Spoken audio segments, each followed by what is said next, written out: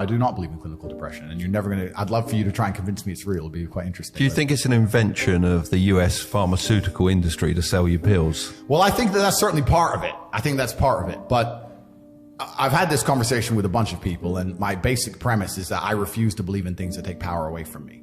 If you are in a haunted house and you believe in ghosts, you're scared of the haunted house. If you're in a haunted house and you don't believe in ghosts, you're just in a house and you don't care. So I don't like the idea when someone explains to me the idea of one day waking up and being miserable and not wanting to live anymore, and it's nothing to do with my circumstances and I have no power over it, and no matter how good my life is, I'm still going to feel terrible and I'm going to want to die.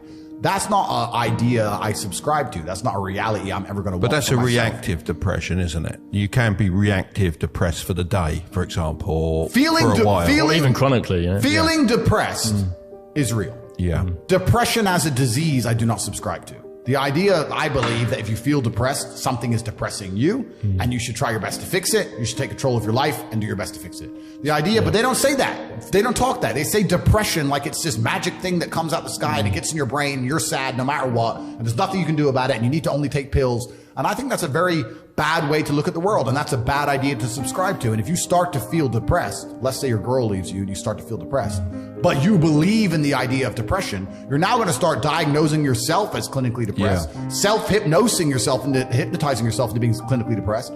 And it's amazing how you can speak things into existence. I cannot become depressed because I don't believe in it.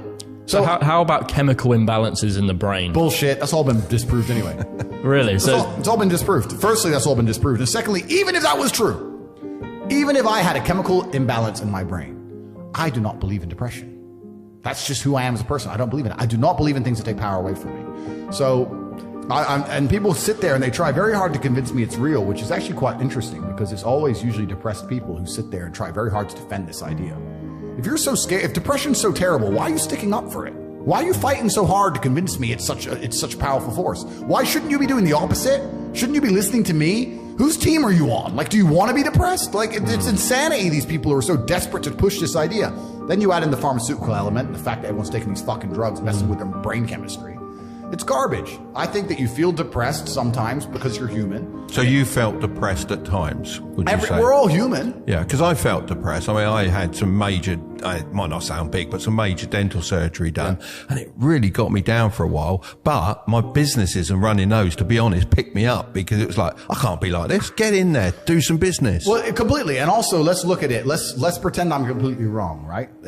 We can look at situational depression like you just described. We can talk about brain imbalance and chemical imbalance. We can talk about clinical depression that you get and it's chronic and there's nothing you can do about it, whatever. Let's pretend all these things are completely true. The best option, the best thing to do is still to get up, be an adult, control your emotions, be stoic, and do the things you're supposed to do day after day. Laying in bed and doing nothing is never going to be the best option. The best option is still to go to the gym, to work hard, to run your business, to be successful. So it doesn't matter. We're talking about the different positions on the chessboard. But if the rules of the game remain the same, regardless of the position you're still trying to win, you still have to do the same things. So does it even matter at this point? If you come along and say he's depressed because of X and he's depressed because of Y and he's depressed because of Z, and the answer to all of them is still the same thing, then I don't give a fuck why you're depressed. All I know, what I will say as a matter of fact, is this world is hyper competitive, especially as a man. Most men are walking through life and they don't realize that it's constant competition. I was driving here. Even as I was driving here, I was looking out the window and I was looking at all these people just walking around. One of them had a fucking croissant. One of them was dressed like a dickhead because it's London. He thinks he fucking looks cool. Just a fucking moron. We've all seen them. Yeah, moron.